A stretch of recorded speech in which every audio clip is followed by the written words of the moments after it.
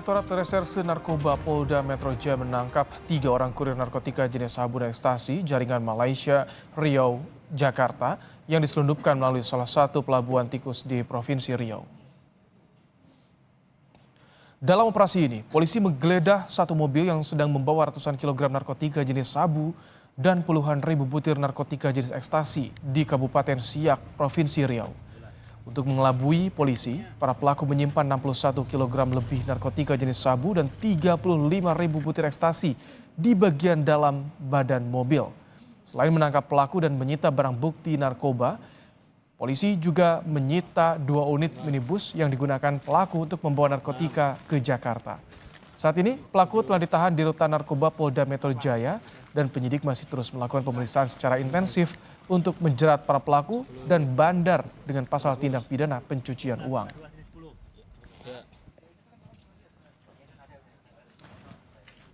Sorotan berikutnya, saudara, pelatih timnas Indonesia, Sinteyong, masih menunggu kondisi Mace Hilgers yang dikabarkan cedera hamstring.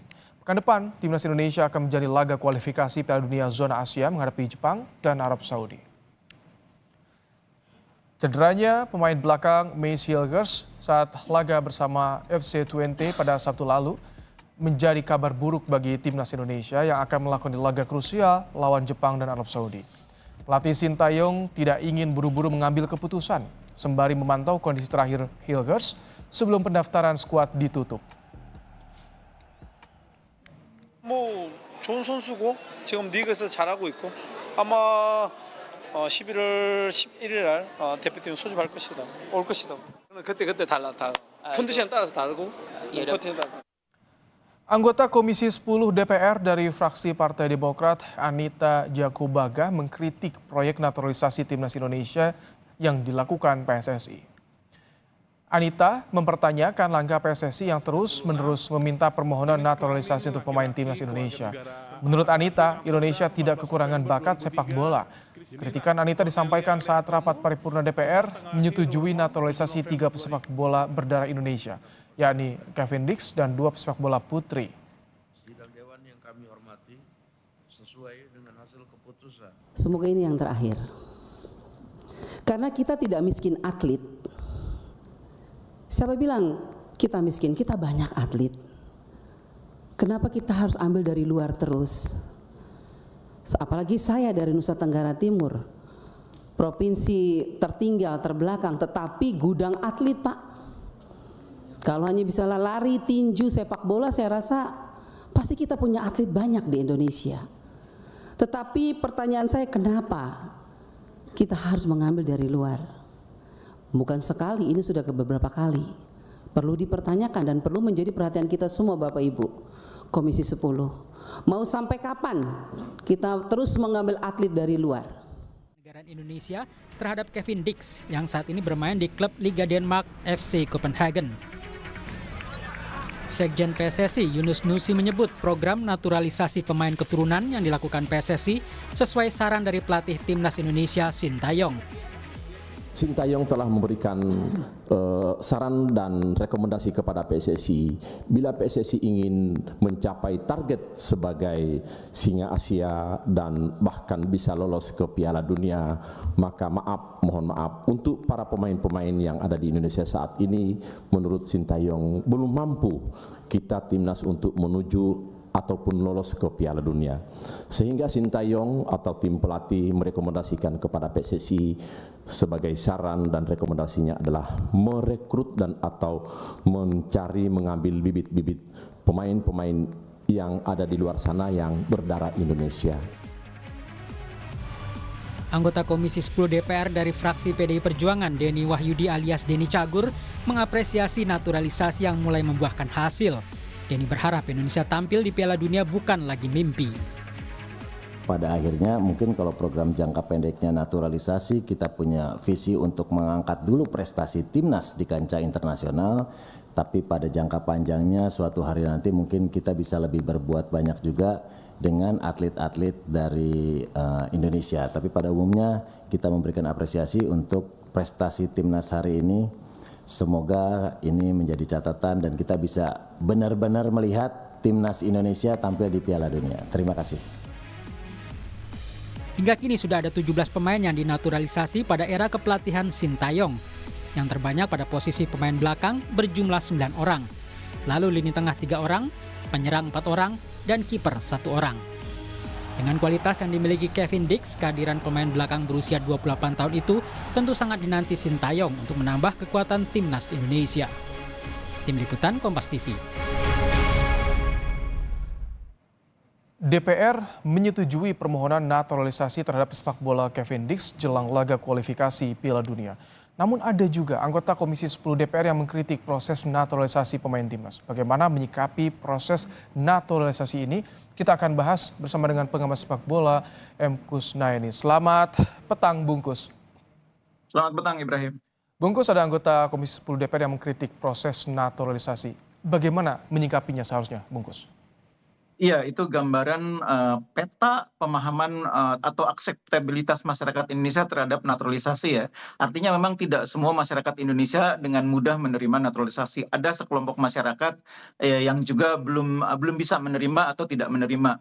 Dan apa yang disuarakan Ibu Anita itu adalah wakil dari kelompok masyarakat yang masih keberatan atau tidak menerima naturalisasi. Itu saya pikir harus kita terima sebagai realita ya. Tapi untuk mengatakan bahwa naturalisasi itu harus dihentikan, saya pikir itu juga agak berlebihan. Karena naturalisasi itu kan sebuah opportunity ya, sebuah peluang yang diberikan oleh FIFA kepada anggota-anggotanya untuk memanfaatkan pemain yang punya persyaratan tertentu untuk bermain mewakili negara tersebut.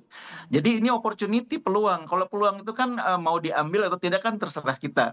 Jadi kalau kita berharap suatu saat kita tidak memanfaatkan peluang itu juga nggak apa-apa. Tapi saat ini opportunity itu terbuka dan kita bisa memanfaatkannya untuk memperkuat tim nasional kita. Itu saya pikir poinnya. Ini nampaknya justru harus didukung ya, karena yang dinaturalisasi ini darah Indonesia, memiliki darah Indonesia, dan di PSSI bilang mereka tanpa disewa, tanpa diberikan biaya, ini murni untuk Indonesia, Bungkus. Iya, jadi yang sering saya katakan itu kan naturalisasi yang dilakukan Indonesia itu kan naturalisasi yang terukur. Dalam pengertian kita ini tidak setiap orang yang mau bermain untuk timnas Indonesia kita ambil, kita rekrut, kita naturalisasi, kan nggak begitu. Tapi ada persyaratan tertentu. Dia harus memiliki asal-usul Indonesia, harus berdarah Indonesia, baru kita manfaatkan untuk memperkuat tim nasional Indonesia. Dan mereka bergabung dengan timnas Indonesia itu tidak ada istilahnya transfer, tidak ada istilahnya kontrak tertentu. Karena emang kalau untuk tim nasional itu tidak ada istilah transfer seperti itu. Jadi mungkin pemahamannya yang harus disampaikan kepada pihak-pihak yang belum paham sepenuhnya tentang konteks naturalisasi ini, bahwa naturalisasi itu lebih karena semangat nasionalisme yang dimiliki oleh pemain yang bersangkutan, yang ingin membela negara leluhurnya, yang ingin membela tim nasional di mana dia merasa punya ikatan emosional atau ikatan darah. Itu yang harus disampaikan. Jadi seharusnya tidak boleh ada diskriminasi terhadap mereka, karena ini mereka berjuang untuk negara juga, Bungkus, untuk tanah leluhur. Betul, saya sering mengatakan bahwa naturalisasi itu kan juga bagian dari hak mereka. Hak untuk memilih kan, memilih untuk berwarga negara yang mana. Dan karena mereka punya garis keturunan Indonesia, punya asal-usul Indonesia, mereka juga punya hak untuk memilih. Meskipun tentu harus ada persyaratan yang dipenuhi. Dan persyaratan itu tidak semua orang punya. Jadi hanya yang punya persyaratan sesuai dengan regulasi yang berlaku yang kemudian bisa dinaturalisasi. Kan ada juga beberapa pemain yang juga ingin menjadi bagian dari timnas Indonesia, tapi secara regulasi tidak memungkinkan karena persyaratannya tidak terpenuhi. Jadi ini bukan program yang tidak terukur, tapi program yang ada batas-batasnya, ada syarat-syaratnya, sehingga sangat terukur. Oke, Bungkus, jadi bagaimana dengan peta jalan persepak bola Indonesia ketika naturalisasi ini tengah berjalan, bagaimana dengan kualitas kompetisi ini? Nah, itu yang saya pikir perlu menjadi jadi peringatan dari anggota DPR adalah warning bagi kita untuk melakukan satu hal lain yang berdampingan dengan naturalisasi.